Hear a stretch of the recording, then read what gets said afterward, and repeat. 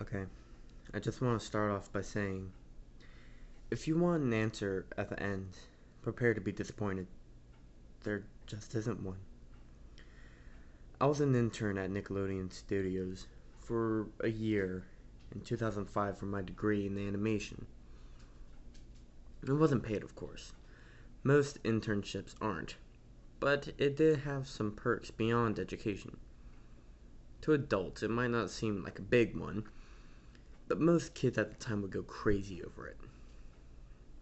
Now, since I worked directly with the editors and animators, I got to view the new episodes days before they aired.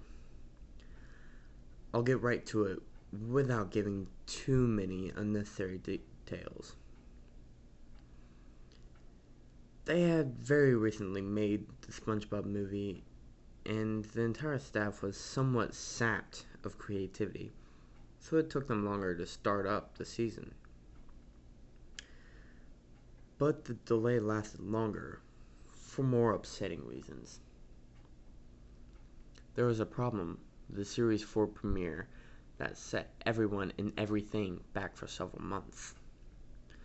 Me and two other interns were in the editing room along with the lead animators and sound editors for the final cut. We received a copy that was supposed to be Fear of a Krabby Patty and gathered around the screen to watch. Now, given that it isn't final yet, animators often put up a mock title card, sort of an inside joke for us, with funny, often sometimes lewd titles such as How Sex Doesn't Work instead of Rockabye Bevolve when SpongeBob and Patrick adopt a sea scallop. Nothing particularly funny, but work-related chuckles. So when we saw the title card, Squidward Suicide, we didn't think it more than a morbid joke. One of the interns did a small throat laugh at it. The happy-go-lucky music plays as is normal. The story began with Squidward practicing his clarinet, hitting a few sour notes, like normal. We hear SpongeBob laughing outside, and Squidward stops, yelling at him to keep it down, as he has a concert that night and needs to practice. SpongeBob says okay and goes see Sandy with Patrick. The bubble splash screen comes up and we see the ending of Squidward's concert. This is when things began to seem off. While playing, a few frames repeat themselves, but the sound doesn't. At this point, the sound is synced up with the animation, so yes, that's not common. But when he stops playing, the sound finishes as if the skit never happened. There is slight murmuring in the crowd before they begin to boo him. Not normal cartoon booing, but you could very clearly hear malice in it. Squidward's in full frame and looks visibly afraid. The shot goes to the crowd with SpongeBob in center frame, and he's too is booing. Very much unlike him. That isn't the honest thing, though. What is on is everyone had hyper-realistic eyes. Very detailed. Clearly not shots of real people's eyes, but something a bit more real than CGI. The pupils were red. Some of us looked at each other, obviously confused, but since we weren't the writers, we didn't question its appeal to children yet. The shot goes to Squidward sitting on the edge of his bed, looking very forlorn. The view out of his porthole window is of a night sky, so it isn't very long after the concert. The unsettling part is at this point, there is no sound. Literally, no sound. Not even feedback from the speakers in the room, as if the speakers were turned off, though their status showed them working perfectly. He just sat there, blinking in the silence for about 30 seconds, and then he started to sob softly. He put his hands or tentacles over his eyes and cried quietly for a full minute more, all the while a sound in the background very slowly growing from nothing to barely audible. It sounded like a slight breeze through a forest. The screen slowly begins to zoom in on its face. By slow, I mean it's only noticeable if you look at it 10 shots apart, side by side. His sobbing gets louder, more full of hurt and anger. The screen then twitches a bit, as if it twists in on itself for a split second, then back to normal. The wind through the trees sounds gets slowly louder and more severe, as if a storm is brewing somewhere. The eerie part is this: Squidward's sobbing sounded real, as if the sound wasn't coming from the speakers, but if the speakers were holes and the sound was coming through the other side. As good as sound as the studio likes to have, they don't purchase the equipment to be that good to produce sound of that quality. Below the sound of the wind and sobbing, very faint, something sounded like laughing. It came at odd intervals and never lasted more than a second, so you had a hard time pinning it. We watched this show twice, so pardon me if I sound too specific, but I've had time to think about these. After 30 seconds of this, the screen blurred and twitched violently, and something flashed over the screen as if a single frame was replaced. The lead animation editor paused and rewound frame by frame. What we saw was horrible. It was a still photo of a dead child. He couldn't have been more than 6. The face was mangled and bloodied, one eye dangling over his upturned face, popped. He was naked down to his underwear, his stomach cruelly cut open and his entrails laying beside him. He was laying on some pavement that was probably a road. The most upsetting part is that there was a shadow of the photographer.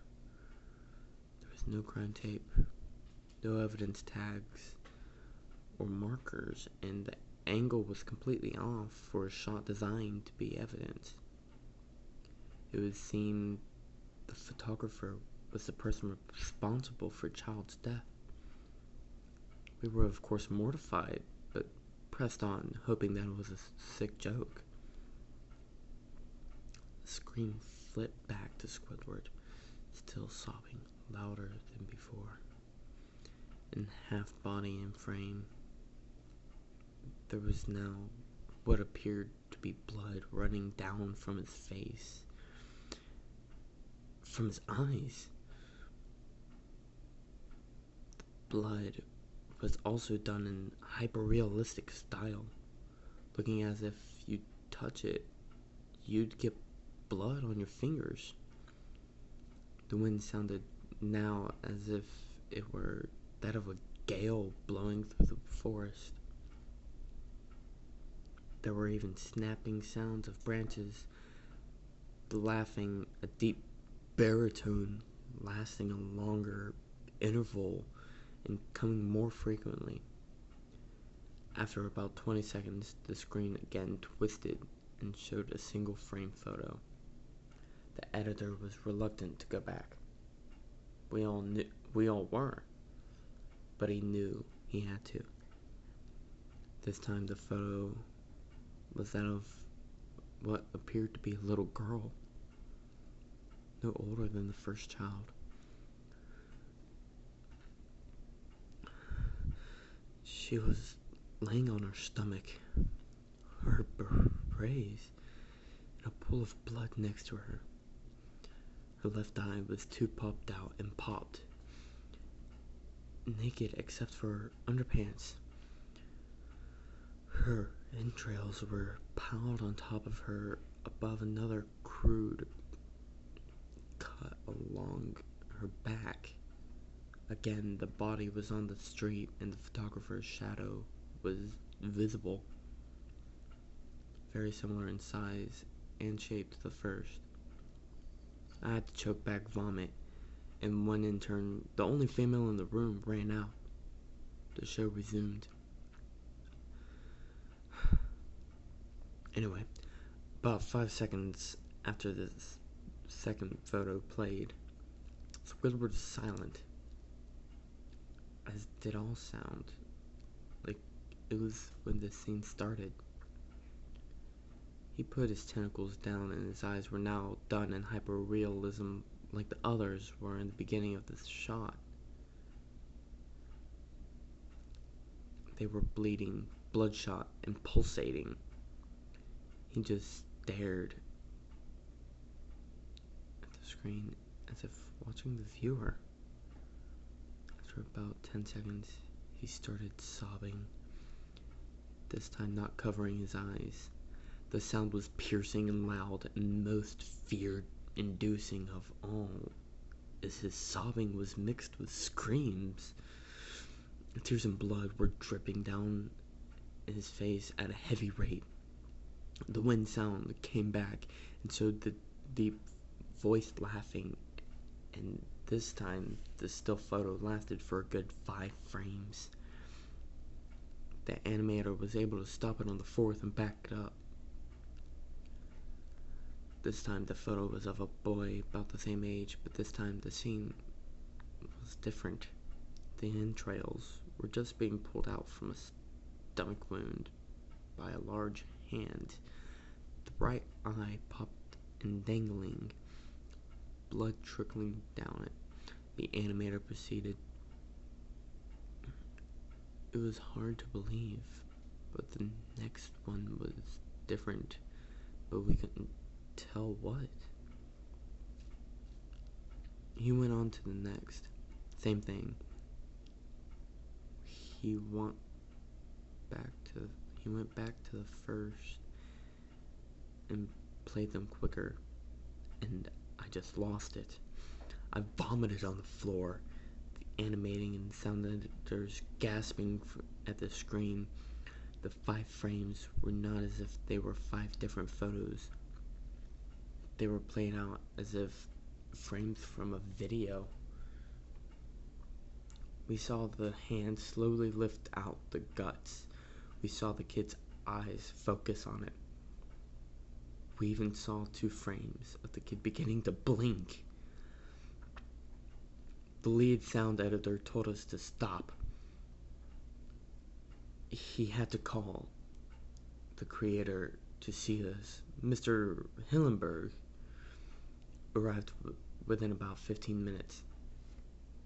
He was confused as to why he was called down there. So the editor just continued the episode.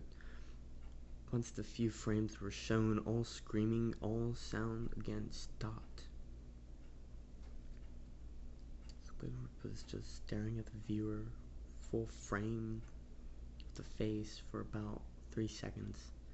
The shot quickly panned out, and that deep voice said, "Do it." And we see in Squidward's hand a shotgun. He immediately puts the gun in his mouth and pulls the trigger. Realistic blood and brain matter splatters the wall behind him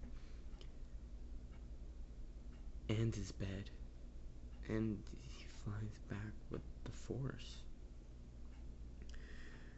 The last 5 seconds of this episode show his body on the bed, on his side, one eye dangling on what's left of his head above the floor, staring blankly at it. Then the episode ends. Mr. Hillenberg is obviously angry at this. He demanded to know what the heck was going on. Most people left the room at this point, so it was just a handful of us to watch it again. Viewing the episode twice only served to imprint the entirety of it in my mind and caused me horrible nightmares. I'm sorry. I am so sorry that I stayed. The only theory we could think of was the file was edited by someone in the chain from the drawing studio to here. The CTO was called in to analyze when it happened. The analysis of the file did show it was edited over by new material. However, the timestamp was a mere 24 seconds before we began viewing it. All equipment involved was examined for foreign software and hardware, as well as glitches, as if this timestamp may have been glitched and showed the wrong time. But everything checked out fine. We don't know what happened, and to this day, nobody does. There was an investigation due to the nature of the photo, but nothing came of it. No child scene was identified, and no clues were gathered from the data involved, nor physical clues in the photos. I never believed in unexplainable phenomena before, but now that I have, something happened and can't prove anything about it before anecdotal evidence. I think twice about things.